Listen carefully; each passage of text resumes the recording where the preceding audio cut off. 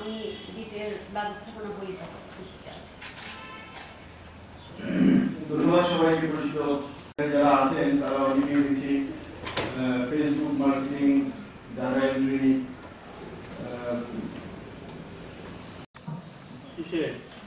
একাদশ শ্রেণীতে। আসসালামু আলাইকুম, আমার নাম রায়হান, আমি সেখান থেকে কর্মকর্মী হওয়া সেই আমরা কোন কোন জায়গায় তাদেরকে আরো তো যাই হোক স্যার, আমি এই বিষয়গুলিতে মনে করি স্যার আমাদের এই ছেলে মেয়েরা যদি এগিয়ে আসে, বিটকে যদি একটু সহযোগিতা করা হয়, কোথায় কোথায় কাজ করবে, প্রশাসন থেকে যদি একটু দিক নির্দেশনামূলক ইয়ে থাকে, আমার মনে হয় এই ছেলেরা উদ্যোগী হয়ে স্যার কাজ করতে পারবে। এবং সবচেয়ে বড় ব্যাপার স্যার, বিটের মাধ্যমে এই ছেলে মেয়েরা মাদকের পরিবর্তে ওরা আইটিকে আলিঙ্গন করবে এবং এরা স্বপ্নের ব্রাহ্মণবাড়িয়া তৈরি করতে পারবে। আজকের এই তাদের এই সুন্দর উপস্থাপনে আর এই সভাতে অংশগ্রহণ আমার মনে হচ্ছে আমরা আশা করতেই পারি তারা ডিজিটাল ব্রাহ্মণবাড়িয়া তথা ডিজিটাল বাংলাদেশের রূপায়ণে যার জননেত্রী শেখ হাসিনার হাতকে অনেক বেশি শক্তিশালী করবে, ব্যবহার করবে। আর আমি বিটের একজন সদস্য, আমি বিটে এসইউতে এবং প্রতীক নিউজের ডেস্ক রিপোর্টার হিসেবে কাজ করছি।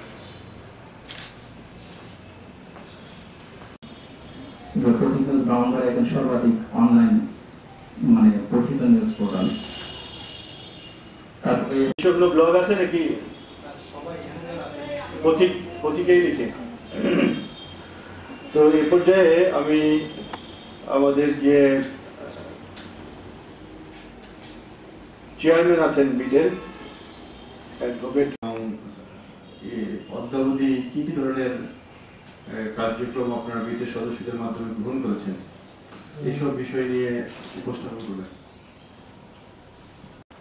বিটের শুরুটা প্রায় 5 বছর আগে, যদি 2009 সালে আমরা মানে ছোট ছোট মিটিং করে করে কাজগুলি করছি, করা যায় এই প্রশ্নটাকে নিয়ে আমরা একটা কুইজ প্রতিযোগিতা এবং যারা অ্যাটেন্ড করছে তাদের মধ্যে একটা প্রশ্ন দিয়েছিলাম, আমরা ডিজিটাল ব্রাহ্মণবাড়িয়া গঠন করতে চাই, এটা কিভাবে সম্ভব। আমাদের একটা সাবজেক্ট রয়েছে তথ্য প্রযুক্তি, তথ্য যোগাযোগ প্রযুক্তি। তো ওই সাবজেক্টে দেখা যায় স্টুডেন্টরা শুধু তাত্ত্বিক জ্ঞান অর্জন করছে, প্র্যাকটিক্যালি তারা মোটেও দক্ষ না। এবং এই জন্য তারা অনেকগুলো বিষয় তাদের সাথে আলোচনা করলে দেখা যায় তারা বুঝেই না।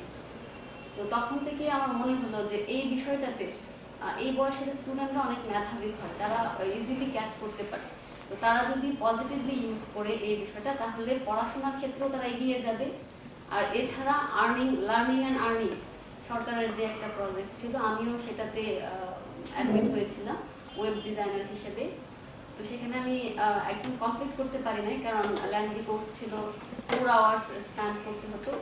কিন্তু আমার অনেক ভালো লেগেছে যে এই বয়সের ছেলেমেয়েরা যদি এখানে ইন করে তারা খুব ভালো করতে পারবে।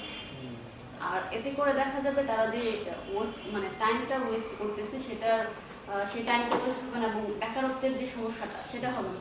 কারণ দেখা যায় একাডেমিক পড়াশোনা স্টুডেন্টরা ফ্রাস্ট্রেশনে ভুগতেছে, অথচ অনলাইনের মাধ্যমে যে কি পরিমাণ ইনকাম করা যায় এই সম্ভাবনাটার বিষয়টাই তারা জানে। সেই ইন্টার থেকে পড়াশোনার পাশাপাশি কাজে লাগায়।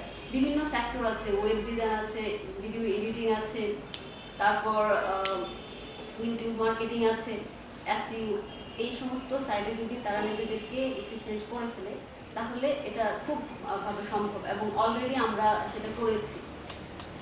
তো এক্ষেত্রে আমি চাচ্ছি যে বিভিন্ন কলেজের স্টুডেন্টরা আমাদের সাথে ইনক্লুড হোক, যাতে করে আমরা যদি সম্মিলিতভাবে একটা টিম গঠন করতে পারি তাহলে এটা সম্ভব, তাহলে ওদের মধ্যে বিষয়টা ছড়িয়ে দেওয়া সম্ভব। শুধুমাত্র অনলাইনে তো দুটা বিষয়, আমাদের যে ডিজিটাল হওয়ার যে সুবিধাগুলো আমরা বুক করতে পারতেছি না, কারণ ম্যাক্সিমাম ফ্যামিলি জানে না যে ই কমার্স থেকে শুরু করে বিভিন্ন বিষয়ে যে সুবিধাগুলো সেগুলা ফ্যামিলিতে জানে না অনলাইনের ব্যবহারটা। তো স্টুডেন্টরা যদি মিডিয়াম হয় তাহলে প্রত্যেকটা পরিবার অনলাইনের সুফলটা বুঝতে পারবে এবং তাদেরকে অনলাইন ইউজ করতে দিবে। ম্যাক্সিমাম মেয়েরাই সাফার করছে, তাদেরকে ফেসবুক বা অনলাইন ইউজ করতে দেওয়া হয় না, আর এর একমাত্র কারণটা হচ্ছে তারা মিস ইউজ করছে এই জন্য। তো আমরা ভেবেছি আমরা মাঝে মাঝে গার্ডিয়ান সভা করবো, সেখানে বুঝাবো অনলাইনের উপকারিতা। সেখান থেকে যখন তারা ওই ধারণাটা পাবে তখন তারা লিবারালি এটা ইউজ করতে পারবে। আর আমাদের উদ্দেশ্য হচ্ছে আসলে ব্রাহ্মণবাড়িয়াকে ডিজিটালের অন্তর্ভুক্ত করতে। আর সেটা করার জন্য স্টুডেন্টরা হচ্ছে সর্বোত্তম পন্থা, তাদের মাধ্যমে এটা করা সম্ভব। তো এই লক্ষ্যেই মূলত আমরা কাজ শুরু করেছি এবং প্রশাসনিকভাবে যদি আমরা সাপোর্ট পাই তাহলে ইনশাল্লাহ আমরা এগিয়ে যেতে পারব। ধন্যবাদ। সার্চিংকে অপটিমাইজ করা জিনিসটা প্রথমে আমার কাছে উইকনের লাগে যে সার্চিং দিয়ে অপটিমাইজ করা যায়। সার্চিং তো অনেক বড় একটা ব্যাপার। তারপর যখন আমি উইকিপিডিয়াতে যাই তখন দেখি সেখানে আসলে সার্চ ইঞ্জিনকে অপটিমাইজ করা না, ওয়েবসাইটগুলোকে সার্চ ইঞ্জিন ফ্রেন্ডলি করা, অর্থাৎ সার্চ ইঞ্জিনের পেজগুলোতে ওয়েবসাইটগুলোকে একটা র্যাঙ্ক ধরানো। তো সেখান থেকে প্রথম এই আইটি সেক্টরে কাজ করা, এসইও নিয়ে কাজ করতে করতে তারপর সামনে দেখলাম যে বিভিন্ন মার্কেট প্লেসগুলোতে যেমন ফাইবার, তারপর পিপলস পাওয়ার, ওখানে এসইও নিয়ে কিছু কাজ আছে, যেমন সেখানে ব্যাকিং করা কিংবা ডিরেক্টলি সাবমিশন ইত্যাদি। সেখান থেকে কাজ করতে করতে ফাইবারে কিছু ইনকাম হলো এসইও থেকে। এসইও থেকে তেমন ইনকাম হয় নাই, মোটামুটি যা পর্যায়ে হওয়ার কি হয়েছে। তারপর সেখান থেকে আমি গ্রাফিক ডিজাইনের জন্য কিছু আগ্রহ প্রকাশ করলাম, because things are getting more dynamic. এখন আমরা যখন দেখে যে আমি বিভিন্ন কার্ড ডিজাইন করছি কিংবা আমার যখন দেখে আমি টাইপোগ্রাফিতে কিছু আমার দক্ষতা, তারা সেখানে আগ্রহ প্রকাশ করলো যে না এখান থেকে কিছু একটা হতে পারে। তো অ্যাডসেন্সের মাধ্যমে, অর্থাৎ আমরা যখন কোনো ধরনের কন্টেন্ট ক্রিয়েট করি, ব্রেইনস্টর্ম করে যখন কোনো ধরনের কন্টেন্ট ক্রিয়েট করি, সেই কন্টেন্টগুলোতে যতগুলো ট্রাফিক আসে সেই ট্রাফিক থেকে আমরা সেখানে ইনকাম করতে পারি। জিনিসটা খুব ইজি, বাট সেটার জন্য লাগবে ওরকম ভালো মানের কন্টেন্ট। এখন আমাদের কাছে কন্টেন্ট মেকিং এর জন্য বিষয়টা খেয়াল করতে হয় যে আশেপাশে অনেক জিনিস থাকে, অনেক আমাদের টপিক থাকে, অনেক রিলেটেড টপিক থাকে, বাট সেগুলো নিয়ে সুন্দর করে একটা টাইটেল দেওয়া, সেই টাইটেলের জন্য ডিসক্রিপশন দেওয়া দিয়ে একটা কন্টেন্ট ক্রিয়েট করতে হয়। সেই কন্টেন্ট থেকে আমরা বিভিন্ন ইনকাম করতে পারি। তারপর যেখানে কথা আসছে ইউটিউব মার্কেটিং নিয়ে, ইউটিউব মার্কেটিং কিন্তু ব্যাপারটা সেম, পুরোটা হচ্ছে একটা কন্টেন্টের ব্যাপার। আমার কন্টেন্টটা যত ডাইনামিক হবে সেখান থেকে আমার বেশি অডিয়েন্স গেট করতে পারবো আর কি।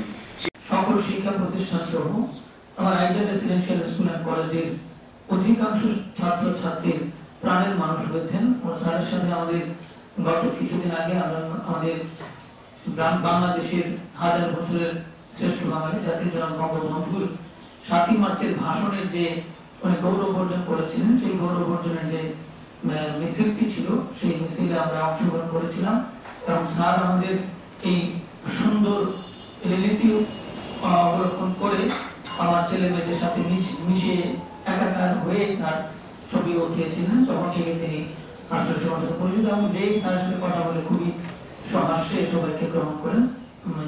কৃতজ্ঞতা জ্ঞাপন করছি স্যারকে। তার মধ্যে একটা আছে,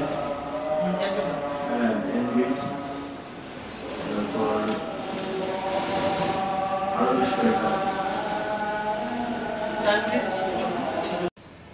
তো ইতিমধ্যে আমরা ব্রাহ্মণবাড়িয়া স্কুল কলেজগুলিতে কাজগুলো করেছি এবং অনেকে রোজগার করছে। আমি জানি না কিভাবে এটা টাকাটা আসে, বাট রোজগার করছে।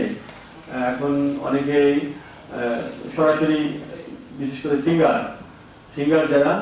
সিঙ্গাররা গান তৈরি করে ইউটিউবে আপলোড দেয় এবং সেখান থেকেই তারা করে। এখন আর করে না, ওই সিডি ক্যাসেট খুব কম, ক্যাসেট সিডি বিক্রি কম হয়,